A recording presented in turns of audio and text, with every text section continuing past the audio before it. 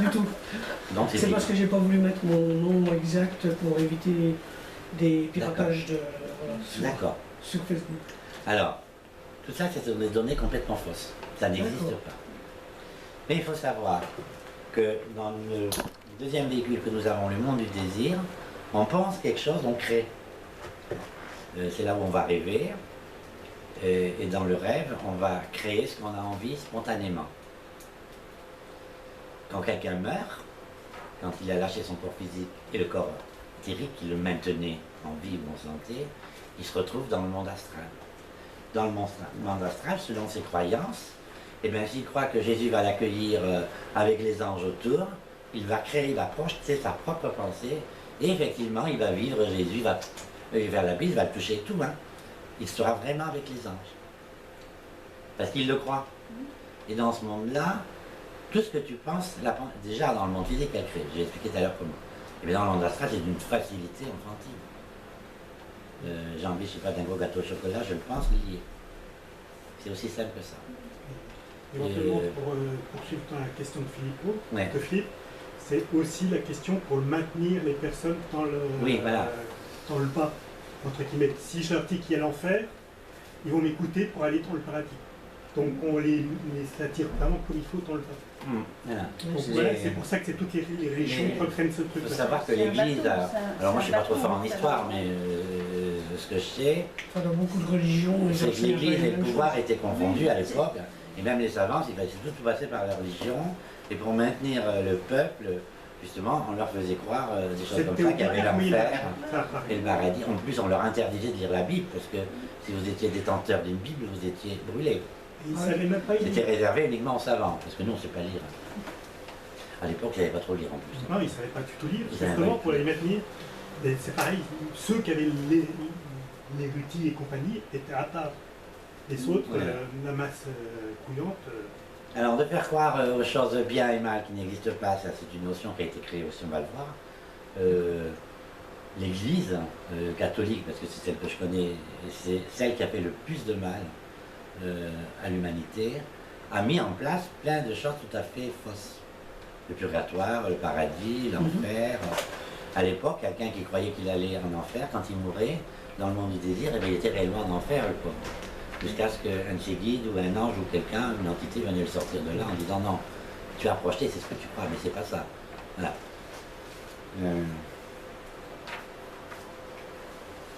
Alors le monde des désirs, voilà, c'est un monde où on crée vraiment tout ce qu'on veut, tout ce qu'on a besoin. C'est dans ce monde-là où quelqu'un qui fait une crise de délirium très mince, par exemple, qui va voir des souris, des araignées au plafond, je ne sais pas quoi, c'est parce qu'il a tellement fait descendre son taux vibratoire de son corps. Il y a une fenêtre qui s'ouvre dans le bas astral, et dans le bas astral, c'est là où il y a tout ce qu'on a créé de pas bien. Toutes les craintes, les élémentaux aussi qui n'existent pas. Les égrégores, voilà, etc. Les égrégores, etc. Mais les égrégores, elles peuvent être à plusieurs niveaux, parce qu'il y en a des bonnes. Mais je me souviens souvent dans les cathédrales, aux entrées, tu avais des têtes, c'était à mélanger tête d'homme, de cheval, voilà, c'était un mélange, ça fait penser un peu à ça. Donc en réalité, Philippe, pour répondre à votre question, si vous voulez que le paradis et l'enfer existent, vous pouvez, mais ça n'existe pas. Et vous le créerez à ce moment. C'est ça que ça veut dire. Il vaut mieux rester dans le monde astral tel qu'il est, parce que c'est plus rigolo. Oui. C'est plus serein, voilà. Si vous avez une bonne vibration bien élevée, vous rencontrez plein de projections que vous faites, mais vous rencontrez aussi des entités à des vibrations assez élevées. Et tout à l'heure, vous parliez de fantômes ou quelque chose comme ça. Ça me fait penser, parce que je pense de temps en temps, au film Ghost, où en fait, donc la personne, comme vous disiez tout à l'heure, est décédée, et après, donc l'âme, je ne sais quoi, sort de son corps, et elle reste prisonnière entre deux mondes, on va dire. Et donc c'est après, seulement à la fin du film, où elle atteint la lumière, où en fait elle est appelée à partir, et elle rencontre d'autres personnes, etc. Donc est-ce que ce monde-là existe? Est-ce qu'on peut y rester? Vous disiez tout à l'heure, des centaines d'années. Oui. Alors, et pourquoi on y resterait si longtemps? Parce que ça doit être pénible à vivre. Mais le temps n'existe pas. Non, il n'y a pas de pénibilité, puisque le temps n'existe. Vous êtes toujours au moment présent. La notion de temps, elle n'est valable que dans l'incarnation, que dans le monde physique. Quand vous pensez ou quand vous rêvez, il n'y a aucune notion de temps. C'est vrai. C'est exactement parce que vous rêvez dans le monde astral en réalité. Donc quand vous rentrez dans le monde astral, vous êtes obligé d'appliquer les lois de ce monde-là.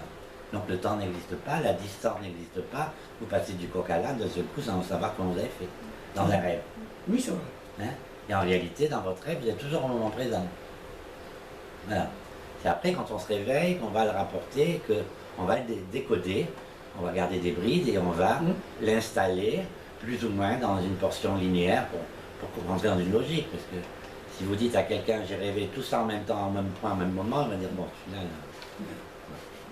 Alors, si je peux dire quelque chose, parce que ça c'est quelque chose de... J'ai encore une autre réponse à apporter à... Ah ben non, parce que ça rejoignait... vas-y. Ça c'est quelque chose de vécu et ça me touche vraiment de près. Ces gens, quand ils sont dans ce monde intermédiaire, au bout d'un moment, il faut qu'ils aillent vers la lumière. Et souvent, ils demandent à quelqu'un de les aider à partir. Moi, mon fils, par un médium, il m'a demandé de faire quelque chose pour l'aider à partir de ce monde de la lumière. Et quand je l'ai fait, il est parti, je l'ai su et je sais maintenant qu'il est bien. Qu'il est dans ce fameux monde astral. Et dans le monde intermédiaire, ils ne sont pas toujours super bien parce qu'ils ne savent pas où ils sont en fait. Quoi. Même s'il n'y a pas la notion de temps. Voilà, c'est cette réponse que je voulais en plus apporter à Philippe, mais toi tu l'illustres bien puisque tu l'as vécu avec le décès de ton fils. Quelqu'un qui décède, on le pleure parce qu'on a de la peine, c'est une partie, du mental qui intervient. Mais après on a un côté affectif. Le côté affectif c'est très puissant.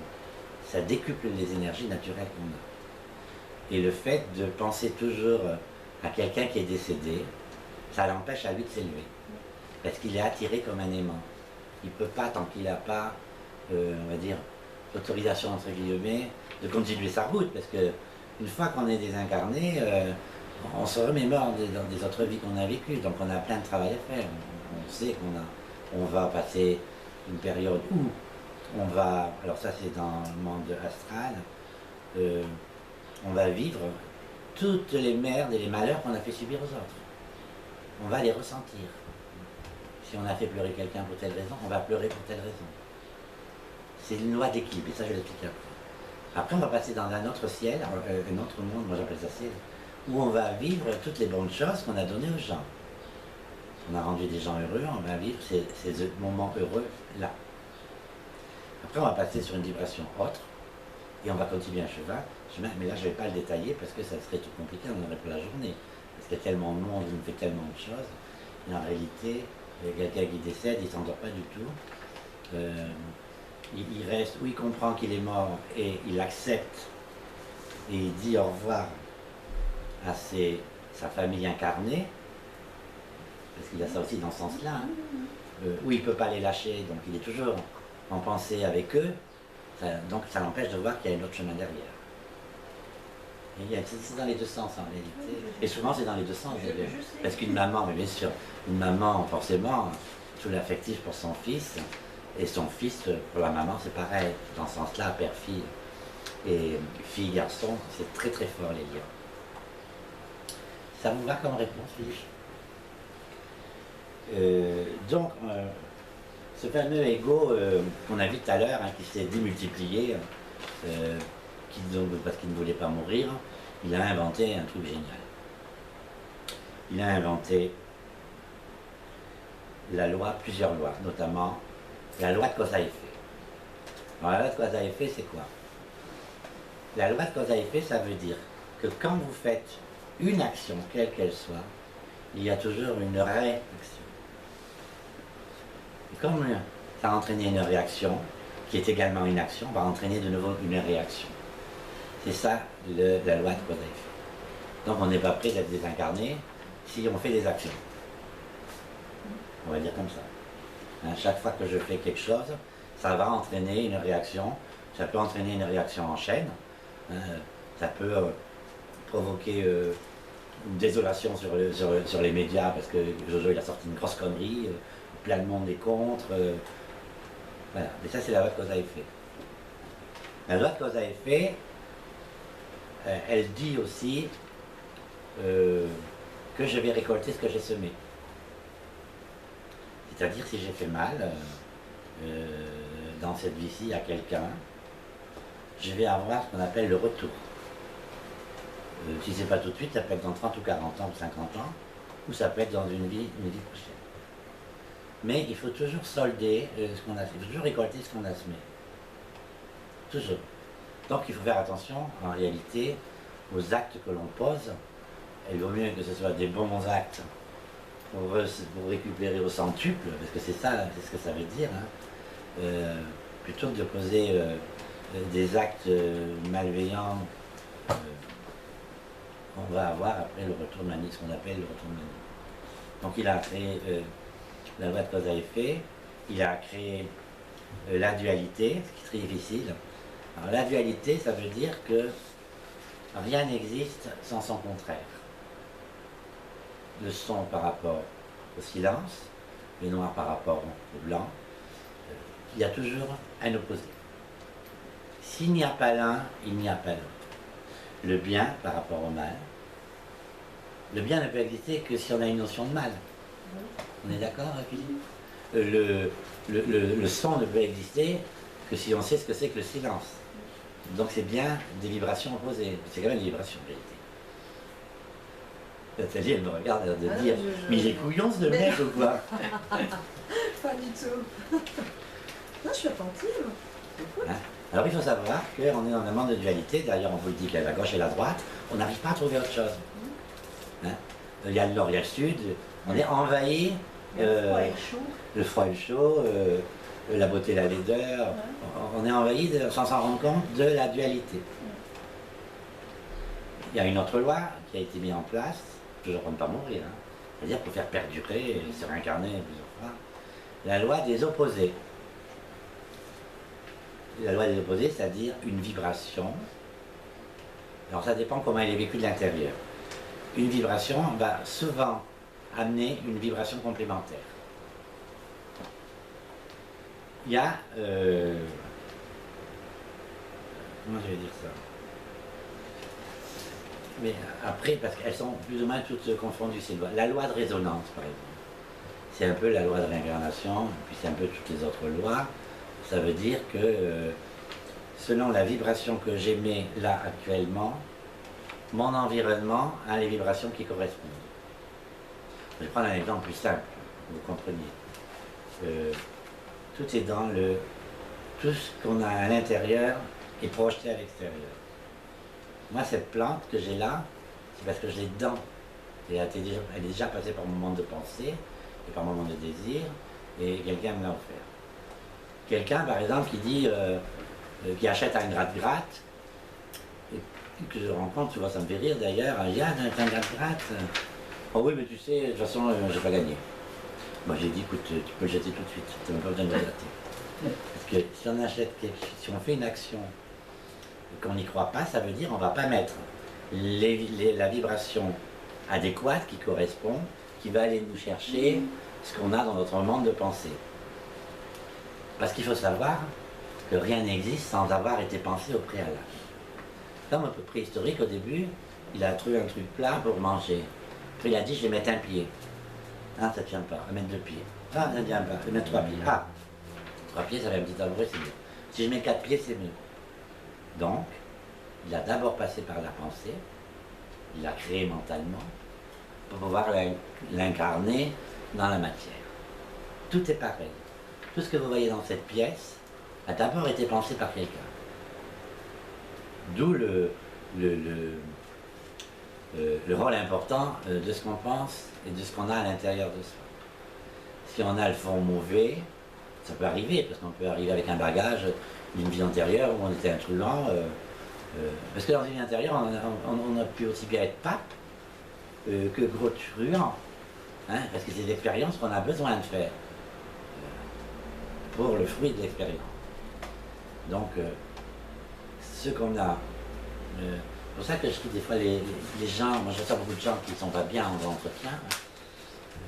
Moi je suis plus spécialisé dans les gens qui ne vont pas bien parce qu'ils ne savent pas pourquoi, les gens qui ont fait des tentatives de suicide et les gens qui n'arrivent pas à faire un deuil. Tous ces gens, quand on échange un peu, moi je parle très peu, mais j'écoute bien. En fait, ils vivent exactement ce qu'ils pensent, qui ne sont pas du tout mes pensées en moi. Alors, pour arriver à les faire fonctionner mieux, il faut que j'arrive à leur changer leur mode de pensée.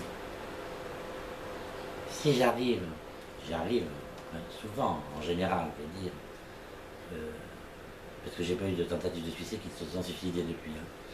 Mais si j'arrive à changer la façon de voir les choses, leur mode de pensée, ils sont complètement transformés. En plus, moi je mets toujours une goutte de quantique, de spiritualité, pour donner quand même un sens à la vie. Au bout de quelques temps, eh bien, les gens ils sont ravis, quoi. Ils ont une autre perception de ce qu'est leur... et là, ils peuvent changer ce qu'ils veulent changer, parce qu'ils ont compris quelque chose de très important. On est ce que l'on pense. D'ailleurs, c'est le slogan de mon site. C'est écrit, je suis ce que je pense. Si je pense être con, ben, je vais être con. Si je pense être belle, je vais être belle. Si je pense être moche, je vais être moche. Si je pense être grosse, je vais être grosse. Il suffit que je le pense, la pensée est créatrice. C'est le stade avant l'incarnation. D'autant plus que, ça c'est une parenthèse, qu'il faut savoir que l'inconscient ne connaît pas la forme négative. Alors, si par exemple vous dites, le coup classique c'est « oh je ne veux plus » ou « je ne veux pas grossir ». L'inconscient il entend « je veux grossir ». Et tu peux faire tous les régimes que tu veux, c'est l'inconscient qui crée que tu continues à grossir. Par contre, si tu dis « je veux maigrir », c'est déjà mieux. Mais si tu dis « je maigris », c'est l'idéal. Parce que là, il est obligé d'exécuter. Au bout de 21 jours, c'est intégré dans l'inconscient. Et par enchantement, par exemple, la perte de poids commence à se faire. Et la personne, elle commence à se faire. Ces 21 jours, je l'ai entendu aussi dans la gestion du stress. Oui, parce que c'est une réalité maintenant démontrée par la médecine quantique. Oui, mais toi, ça se rejoint. On retrouve quand même dans plein de formations des choses qui viennent de là. Ça va, Philippe? Il n'y a rien qui vous choque pour l'instant? Non, pas du tout. Alors, quelque chose de très intéressant, c'est le pardon. Le pardon. Alors, on a quand même bien compris... Ah non, avant, il faut que je fasse autre chose. Sinon, on ne va pas comprendre. L'homme, il est triptyque. C'est-à-dire, il a l'esprit avec un grand E, il a l'âme, et il a l'ego. L'ego, c'est un outil qui est maintenant extrêmement perfectionné pour nous emmerder. C'est celui qui crée la matière et qui fait que le monde matériel existe. Hein. Donc il faut le respecter. Si nous sommes incarnés, c'est grâce à lui. C'est nous qui l'avons créé au début, cet ego, pour créer la matière. Et donc, il ne faut pas le considérer comme un ennemi. C'est ça que j'avais dû le mettre. Il faut s'en faire un ami. Pour, on va dire pour le, moi j'appelle ça pour le diviniser, pour le, qui résonne à bon escient. Voilà. Le domestiquer un petit peu. Voilà, le domestiquer. Parce que c'est l'ego qui nous fait avoir envie de ça. Après, on n'a peut-être pas, c'est pas indispensable, mais plein de choses comme ça. Parce que l'ego, lui, il veut, au départ, il aime la réincarnation. Parce que ça lui permet d'exister, puisqu'il a créé la loi de réincarnation et la loi de cause à effet. Donc il ne va pas accepter d'entrer, qui est autre chose comme véhicule, qui est d'autres mondes, qui est une énergie surpuissante au-dessus, qu'on peut appeler le créateur, Dieu, comme on veut, ça n'a pas d'importance. Cette vibration, elle existe, c'est une vibration d'amour. Hein. Donc au départ, il ne veut pas parce que c'est qu'il va mourir. Si on rentre dans ce système-là, l'ego va perdre la manipulation qu'il a sur le monde physique. L'ego, l'âme qui est juste au-dessus, on va dire, elle est venue dans cette incarnation avec l'essence de cet ego. l'ego qu'il avait dans une autre vie antérieure, qui a gardé